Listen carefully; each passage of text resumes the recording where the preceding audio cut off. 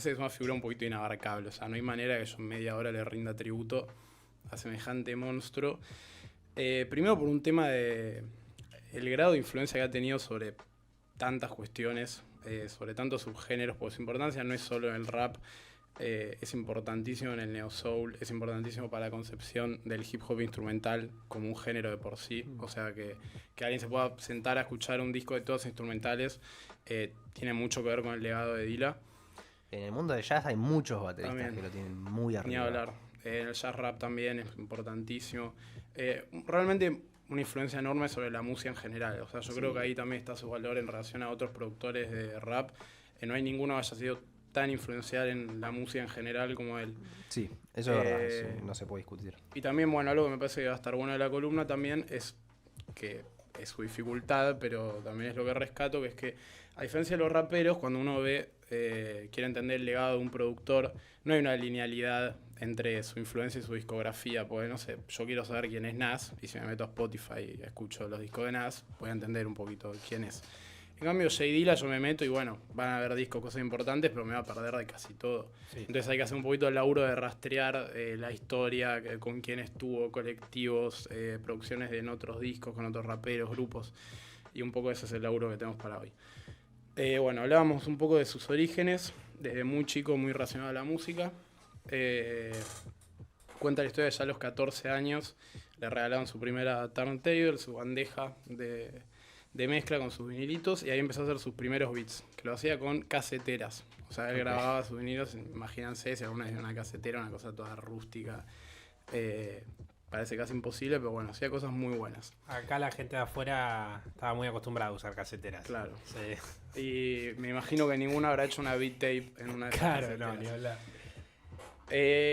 Tuvo así varios años haciendo cosas muy interesantes con eso, hasta que en 1992 aparece una figura muy importante para su carrera, que va a ser Amp Feeder, un tecladista muy grosso, que en su momento laburaba con Funkadelic, laburó con Parliament, laburó con Prince, o sea, grosso en serio, que queda impresionado con lo que estaba haciendo este chiquito de Detroit, de su barrio, y entonces le va a mostrar la MPC 60. Que va a ser algo por lo que le tenemos que agradecer toda la vida a Amp Feeder, porque va a ser la primera vez que J Dilla usa una caja de ritmos, la aprende a usar, obviamente, la saca de toque, se la presta y sigue produciendo. 2 años más tarde, en 1994, el contexto es gira de Lollapalooza, en la que Amp Feeder estaba con una de sus bandas, y estaba también a Tribe Called Quest. Y cuestión que va Amp Feeder y le habla a Q-Tip. Le dice, che, tengo un chico que quiero que conozcas de Detroit. Y Q-Tip, bueno, dale, encantado. Faltaban 14 ciudades, o sea, la gira ahí iba, paraba. Y Q-Tip cuenta que Amp Feeder iba o sea, cada vez que paraban iba y le decía, falta menos, soy de Detroit. Bueno, cuestión, un día llegan a Detroit, Q-Tip lo conoce, J Dilla le entrega, J Dilla fanático total de Q-Tip y de Tribe Called Quest en general, y le entrega una beat tape, le entrega un casetito, estos son beats míos, qué sé yo. Q-Tip parece que queda impresionado, no puede creer lo que está escuchando, un pibito todo tímido, bajito, que el baile llega a una tape y dice, esto es increíble. Entonces le dice, bueno, tengo que hacer algo con esto. Yo te voy a sacar de acá, vamos a hacer que esto le llegue a la gente de alguna manera. Se lo lleva para Nueva York y ahí empieza a laburar en el estudio en el que estaba Q-Tip en ese momento. Y empieza a estar en el estudio con The Roots, Common, de Pharcyde, toda gente mega grosa, toda producciones de discos, a Tribe Called Quest. Imagínense él que hace 2 años estaba haciendo beats en su casa y él era fanático de todos esos tipos. Entonces, él cuenta que de repente era como Q-Tip preguntándole, che, ¿qué opinas de esto para mi disco? Y él como no podía creerlo, fanático de todos sus discos. Es que piensen que en los 90 en Detroit no había una mierda. No había nada, eso nada, sí es totalmente importante decirlo. En pelotas. Era una escena muy underground, todos los que estaban relacionados al rap eran medio como los bichos raros. Piensen que es antes de Eminem esto. Sí. Que es como un poco el primero que sale a la superficie. Bastante antes de Eminem. Sí, y un buen par de años antes, sí. Sí. Y que el primer disco de Eminem, que prácticamente ni es considerado parte de su discografía oficial hasta la altura de Infinite, que no lo escuchó nadie. Eso, era un disco de un chaboncito random de Detroit y es tan desconocido que eso, se toma su debut como Slim Shady LP. Sí. O sea, ese era el nivel de industria que había en Detroit. Sí. Nada, literalmente nada.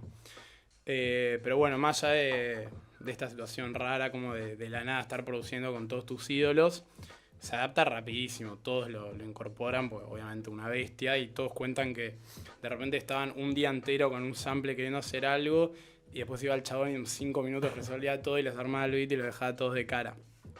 Bueno, un poco en base a esto se forma un colectivo que se llama The Yuma, que va a ser un colectivo de productores en el que inicialmente estaban Dilla, Q-Tip y Ali Shahid Muhammad, que van a empezar a producir muchos discos y van a estar acreditados siempre bajo el nombre de The Yuma. O sea, nunca iba a quedar claro de quién de los tres era cada beat, por ejemplo. Como empiezan a laburar juntos, hay una cohesión de sonido muy clara, ya vamos a hablar un poquito de esto. Entre muchos discos muy importantes de esa época que produjo Dilla o bueno, justamente de Yuma, hay uno que es el de Farside, que fue un éxito enorme. Vamos a escuchar un toque antes de seguir hablando. Esto es Drop de Farside. Temas.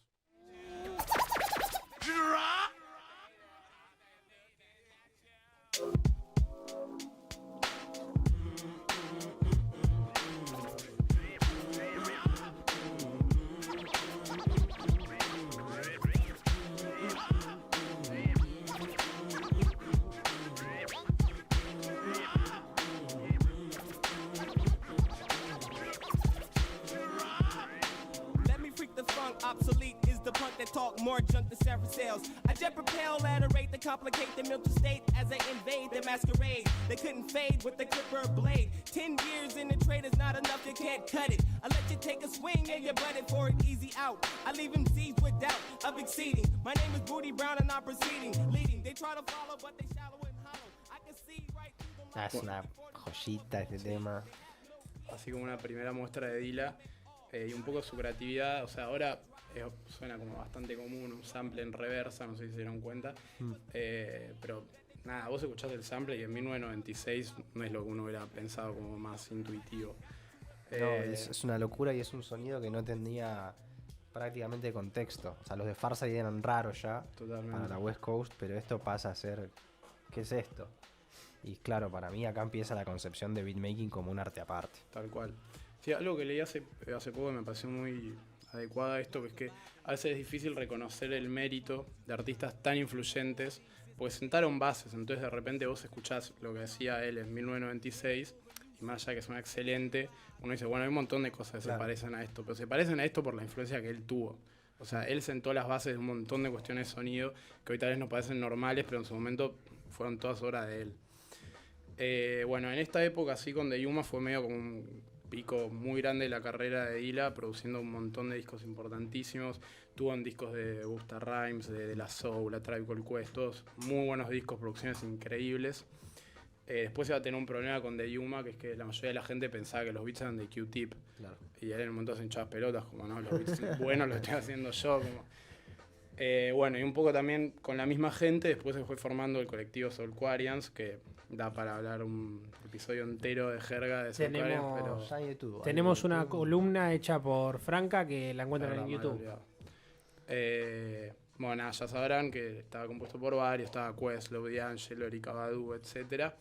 Que son un poco los responsables de, o tal vez la influencia más importante del surgimiento del Neo Soul.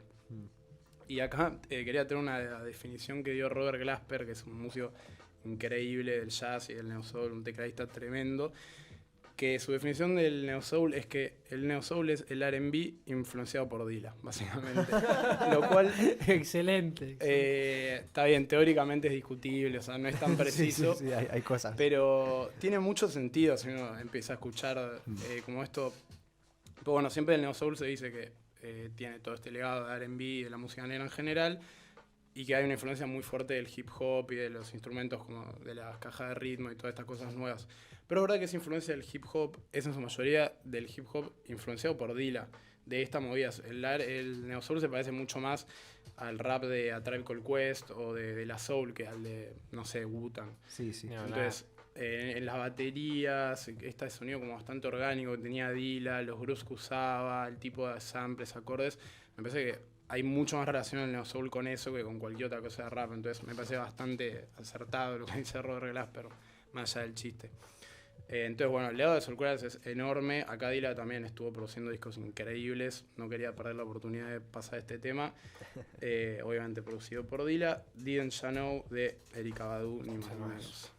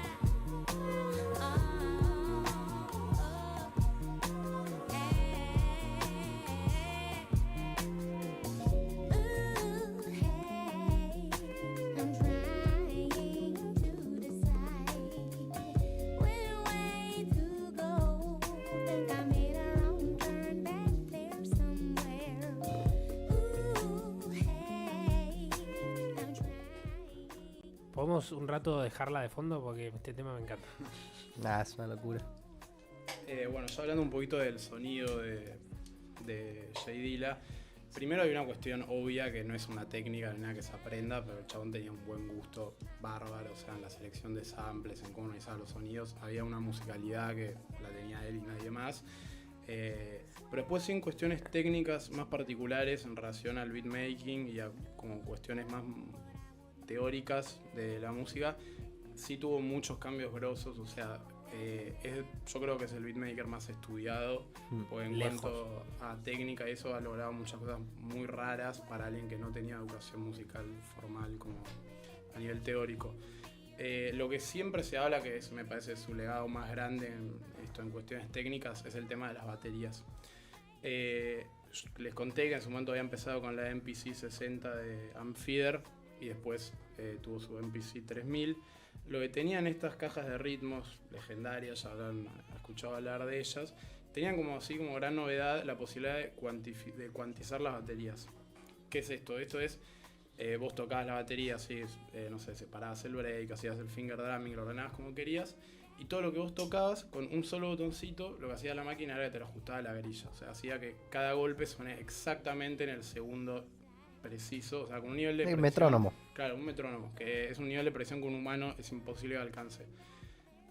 Lo cual no necesariamente suene mal, pero eso no tiene nada que ver con cómo un humano toca una batería. Entonces lo que hizo Dilla, que contrario a la gran mayoría de los productores de la época, fue, no voy a usar esto, todo lo contrario, lo voy a llevar al extremo opuesto. Y él tocaba todas sus baterías con un groove especial, los golpes eran muy fuera de tiempo, en general eso, poco intuitivo en relación a lo que hacía la mayoría, y sonaba increíble. Muchos bateristas lo describían que esto sonaba como si fuera un baterista borracho, como si fuera un nene de 5 años tocando la batería, pero que sorprendentemente sonaba muy bien. Entonces a partir de este cambio de tanto en las baterías como en el chopping, de hacer todo como de forma súper artesanal y con sus propios dedos y de no ajustarlo, o de hecho muchas veces ajustarlo alejándole la grilla a propósito. Para mal, digamos. Claro. Sí. Fue un cambio enorme como en la concepción de la batería, y como vos decías, hay un montón de bateristas de jazz que fueron influenciados por esto. Digo, a ese nivel de influencia musical, que algo que tal vez parece una gilada, pero en la época el cambio fue enorme y se nota. O sea, cualquier producción de Dilla que uno escucha, hay una diferencia enorme en relación a las demás en cuanto a eso. Y Queslo, por ejemplo, que ya en esa época era un referente y todo, cambia totalmente su estilo. Por esto mismo, entonces no solamente influyó a los que vino después, sino que cambió todo así. Es una locura total lo que logró. Sí, eso es increíble cuando escuchás gente hablar de Dilla, músicos, productores, raperos, todos te hablan con un respeto de él. Es que es uno de los grandes músicos que nadie tuvimos en humanidad. Sí, increíble. Y ni hablar de que se nota y se sabe que era un tipazo el chavo. Sí, también. Súper tímido. Sí, súper tranca. tímido. Sí, buen beatmaker. Pero re querido. Después tenía otra particularidad, sus producciones. Él tenía su sintetizador Moog, un sintetizador bastante histórico y muy icónico del funk y de otros géneros. Y hacía unas melodías de bajo increíbles, también sí. Para nada lo esperable. Él no es como que seguía el sample, hacía unas contramelodías rarísimas que sonaban increíbles. Después algo que a mí me divierte mucho de él, que habla también un poco de su creatividad, porque tal vez la dificultad no está en lo técnico, pero sin que se te ocurra esto.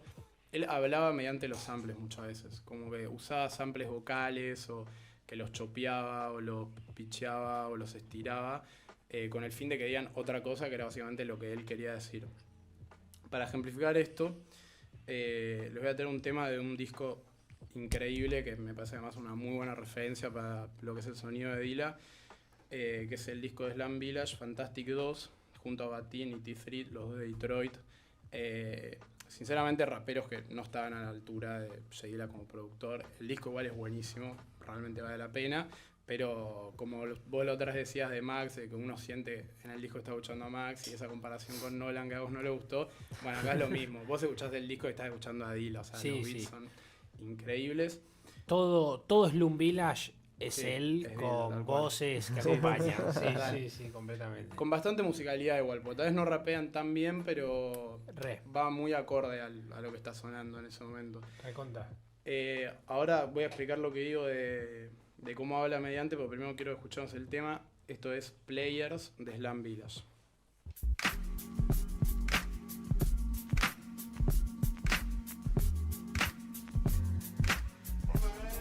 It's the 788 D10, just like Jake the Snake. Actually, we don't participate, but if you do, then I'ma see you at your weight. Don't let the drama fluctuate. I don't wanna, I gotta. We cooking sex. Now where would we be at if we let you do that? We probably be laying on our backs. Talking this and that. You want my, you plan ya? It was whack. I never would play myself out like that, but I guess this where you at. This where you at. What I'ma do is like, call out your whole crew cause your crew likes to bite us. Y'all stick to freestyling cause y'all ain't no writers. Trying to be something and can't play the game. See ya sound the same man you claim. Bueno, el tema Players, ustedes que escuchaban que decía el sample, o sea, eso que sonaba de fondo. Yo escucho Babe. Yo soy muy burro quizás. Sí, igual. sí, yo no logro percibir qué dice. Ah, no, porque bueno, el 99% de la gente normal cuando escucha el tema, ustedes no tal vez, pero entendería que está diciendo Players, que es el título Claro. de la canción. Claro. Players, bueno, Sí. nada que ver, el sample dice Claire, o sea, Clara en inglés. Ok. Es un sample que cuando lo escuchen no van a poder creer porque no tiene nada que ver. Y el tipo lo estira de una manera que... Nada, hay, por ejemplo, videos de conciertos, cosas así, cuando sonaba el beat la gente cantaba Players. O sea, todo el mundo Claro. pensaba que estaba haciendo Players, claramente era su intención. Y nada que ver. Hay un montón de ejemplos así que son increíbles. En Donuts, su último disco y medio como su gran obra, hay ejemplos como más claros y más raros de cómo hace esto. Pero bueno, nada, ya llegando a Donuts, que es como medio la parte final de su carrera, un disco que él hace ya muy en la etapa final de su enfermedad. Le detectaron un problema en la sangre, una enfermedad que no era muy claro qué era, después se detectó que era lupus, pero él estaba muy mal, no podía caminar, le dolía mucho todo el cuerpo. Y este disco está hecho como en así la parte final de su vida, siempre como yendo de la casa al hospital. Duele derribar este mito, pero el disco no fue hecho en el hospital, como muchas veces se dice. Es verdad que él se llevó sus máquinas, le llaman vinilos, todo, pero no fue este disco el que hizo ahí. Y bueno, un poco volviendo a hablarlo del sonido de él, él tenía un virtuosismo, como esto que hablábamos de la musicalidad. Él reinventó el sampling, o sea, realmente cambió la concepción. Fue el que, eso, como ustedes decían, que le dio la entidad a la producción como un músico más. Convirtió a la MPC en un instrumento en el que él hacía toda su magia ahí. Hay muchos beats suyos que samplea, agarra una canción y la rompe en 32 pedazos distintos y después la vuelve a ordenar. Él lo describía como un puzzle, como que eso es agarrar, que medio el sampling es eso, cuando uno chopea, que es agarra un sample que es una imagen y la recorta en 25.000 pedazos y la reordena de otra manera. Y a veces suena tan cohesivo y tiene tanto sentido que a veces ni siquiera se nota que está chopeado. Sí, parece un loop. Como, claro, un parece loop que originalmente era así cualquiera y vos ves cómo lo hizo y no tiene sentido. Eso, y es ridículo que encima lo hacía eso con cajas de ritmo que ni siquiera tenías un apoyo Sí. visual. También en cuestiones como más técnicas súper avanzadas que hablan un poco de su virtuosismo, muchas veces ampliaba canciones que no estaban en 4/4, que es como la estructura rítmica dominante, que el 90% de los temas están en 4/4. Samplea polirritmios, que son cosas como muy complejas de pasar a un beat de rap. Samplea 3/4. Todas esas técnicas que hoy en día se conocen y se pueden aprender en tutoriales, todo, él fue el primero. Y bueno, un poco Donuts es su gran disco, su gran obra instrumental. Su primer disco como solista es Welcome to Detroit en 2001, que también está muy bueno, pero la gran obra es esta. Que el concepto es medio como si fuera esto, volver a las tapes. Era como una tape así de cassette de los 70s, como de un compilado de soul y funk, de toda la música que a él le gustó toda su vida. Y a la vez funcionó un poquito como carta a sus seres queridos. O sea, su hermano, sus familiares, sus amigos, todos dicen lo mismo, que ellos sintieron que en el disco había como mensajes y por la estructura en la que estaba hecho, que bueno, un poco de lo que decía antes, de cómo él hablaba mediante los samples, que era un poquito esto. Y el tema que vamos a escuchar ahora se llama Don't Cry, y me parece que es un poco lo mismo, que es una especie de No lloren por mí, versión Detroit. Y escuchan un poco cómo labura el sample, pues es increíble. Como primero lo deja tal cual, y vamos a escuchar lo que hace después. Este disco va a salir el 7 de febrero de 2006 y 3 días después del lanzamiento va a morir Jay Dilla en los brazos de su madre, pero bueno, dejando un legado único para la historia del hip hop y de la música. Y que sí, tal cual, cambió realmente la historia de la música. Sí, una de esas leyendas indiscutibles que todos lo aman y es por algo, y el que está del otro lado, que quizás no lo conoce a fondo, bueno, está su invitación para hacerlo. Ahí está, ahí ya tienen varias recomendaciones para hacer. Sí. Esto Bueno. es Don't Cry de Jay Dilla. Escuchamos y ya seguimos con más Jerga Sudaca.